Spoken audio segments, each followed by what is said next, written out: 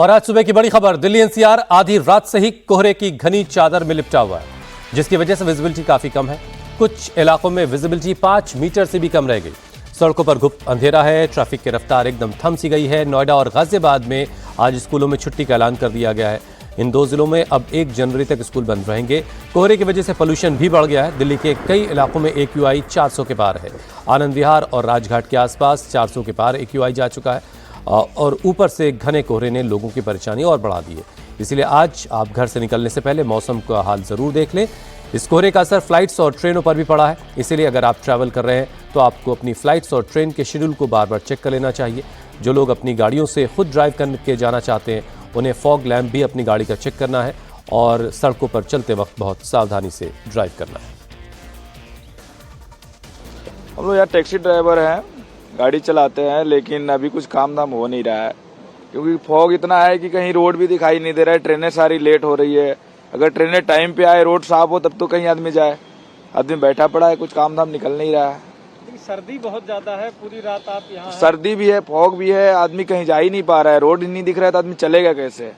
दिक्कत बहुत है। पैसेंजर नहीं आ रहे अभी। पैसेंजर आ भी रहे हैं, थोड़ी बहुत गाड़ियां लेट आ रही है, टाइम पे नहीं आ रही है, तो रोड में भी जाने में समस्या हो रही है क्योंकि रोड दिख नहीं रहा है। रोजी रोटी की समस्या, रोजी रोटी की समस्या है वो। हम जा रहे हैं कानपुर, थोड़ा सा लेट हो गए, क्या बोलते हैं 8 घंटे ट्रेन लेट हो गई थी, तो क्या बोलते हैं फिर अभी जा नहीं पाएंगे। अभी जब आएगी तब जाना पड़ेगा। तो आप घर से नहीं पता चला कि आपकी ट्रेन लेट है? नहीं, पता नहीं चला था, कोहरा की वजह से लेट हो गई है। वही 8 घंटे लेट हुई है। कौन सी ट्रेन थी आपकी? श्रम शक्ति। अभी कितने बजे जाएगी? वही 8 बजे तक जाएगी। और आप आए कितने बजे सुबह स्टेशन? हम आए थे वही 9 बजे समथिंग आए थे शाम को। जी। अभी आपकी ट्रेन अभी वही 8 बजे बता रही है, तो 11 घंटे लेट हो गई है। तब क्या बताएं। तो बस की सुविधा नहीं थी जब बस से? नहीं, बस सुविधा नहीं थी, कोहरा ज्यादा था इसलिए फिर यहीं रुक गए। ठंडी की वजह से कोहरा ज्यादा था ना, इसलिए। गोरखपुर से आ रहे हैं। कौन सी ट्रेन थी? कितने क्या आपकी ट्रेन लेट थी? लखनऊ आए थे, वहाँ से 10:30 पे ट्रेन था। उसके बाद से कोहरा की वजह से लेट हो गया। 11:15 बजे, 11:30 बजे से आए और 10 घंटा लेट है यहाँ दिल्ली आने में, नई दिल्ली। तो कौन सी ट्रेन थी आपकी? कितने बजे? गोमती नगर 12/419 गाड़ी नंबर था। कितने बजे पहुंचनी थी? यहाँ पे पहुँची 4:30 पौने 4 बजे करीब में। और टाइम कितने बजे का होता है उसका?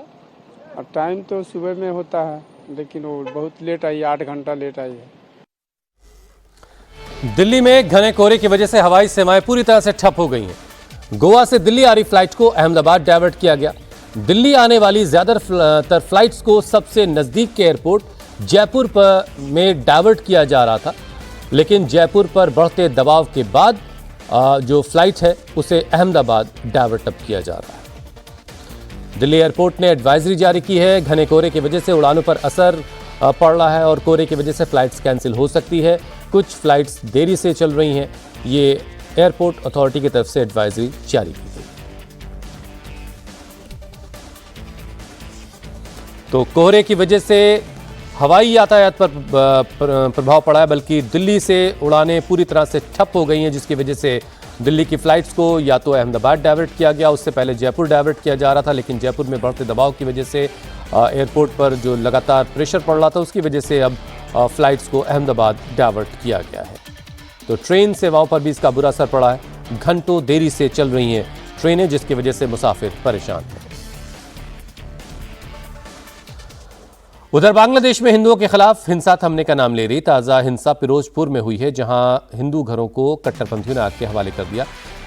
कट्टरपंथियों ने पहले घर को बाहर से बंद कर दिया, इसके बाद आग लगा दी गई। अंदर का सारा सामान जलकर जरूर खाक हो गया, लेकिन लोगों ने किसी तरह से अपनी जान बचा ली। हाल के दिनों में ये तीसरी घटना है जब कट्टरपंथियों ने हिंदू परिवारों को जिंदा मारने की कोशिश की। बांग्लादेश सरकार हमलावरों पर कार्रवाई करने के बजाय इसे एक दूसरे क्रिमिनल केस से जोड़ने में लगी है। बांग्लादेश में एक तरफ कट्टरपंथी हिंदुओं को टारगेट कर रहे हैं, वहीं इनकलाब मंच के नेता उस्मान हादी की मौत के बाद हजारों कट्टरपंथी बांग्लादेश की सड़कों पर हंगामा कर रहे हैं। भारी दबाव के बाद यूनुस सरकार ने 10 दिनों के अंदर चार्जशीट दाखिल करने और 12 फरवरी से पहले सुनवाई पूरी करने का दावा किया है। दूसरी तरफ इनकलाब मंच हादी के हत्यारों पर फैसला 30 दिनों में चाहता है। इस बीच यूनुस सरकार ने अपनी नाकामी छिपाने के लिए एक बार फिर से भारत को टारगेट करना शुरू किया। ढाका पुलिस की तरफ से कहा गया कि हादी के हत्यारे मेघालय भाग गए। बांग्लादेश पुलिस के इस दावे को बीएसएफ ने सिरे से खारिज कर दिया है। बांग्लादेश की नवगठित नेशनल सिटीजन्स पार्टी ने आम चुनाव के लिए जमात इस्लामी के नेतृत्व वाले गठबंधन में शामिल होने का ऐलान कर दिया है। इस गठबंधन का ऐलान जमात के अमीर शफीकुर रहमान ने किया। एनसीपी नेतृत्व के इस फैसले से पार्टी के अंदर दरार पैदा हो गई है। इस फैसले के बाद छात्र नेतृत्व वाली इस नई पार्टी के कई बड़े चेहरे नाराज हैं। खासतौर पर महिला नेताओं ने इसका विरोध शुरू किया और इस्तीफा देने की शुरुआत भी हो गई है। पार्टी का प्रमुख चेहरा डॉक्टर तस्लीम ज़ारा ने एनसीपी से अलग होने का ऐलान कर दिया है। वहीं एनसीपी की केंद्रीय समिति के 30 नेताओं ने नाहिद इस्लाम को खत लिखकर जमात के साथ किसी भी तरह के चुनावी गठबंधन का विरोध किया। इन नेताओं ने जमात को बांग्लादेश की आज़ादी का विरोधी बताया। हालांकि एनसीपी की केंद्रीय समिति के 170 से ज्यादा नेताओं ने जमात इस्लामी के साथ गठबंधन के फैसले का समर्थन भी किया है।